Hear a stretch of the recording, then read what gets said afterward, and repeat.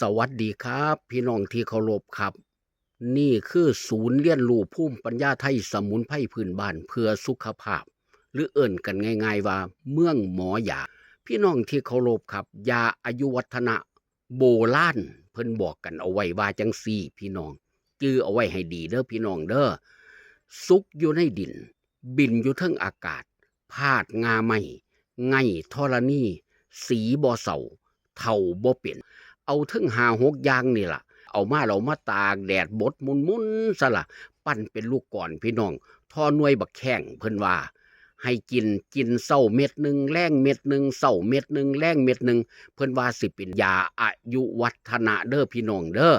สุกอยู่ในดินก็คือขี้มินพี่น้องบินอยู่เทิงอากาศก็คือน้ำเพิงหรือน้ำมิมพาดงาไม้ก็คือเครือกอฮ้อไงธรณีก็คือหัวหญ้าแหวหมูสีบ่เศร้าก็คือต้นสีส้มซืนเฒ่าบ่เป็นก็เป็นหัวหมาน้อยหรือว่าเครือหมาน้อยใบหมาน้อยก็ได้พี่น้องที่เคารพครับนี่คือยาอายุวัฒนะโบราณเพิ่นบอกกันเอาไว้เด้อ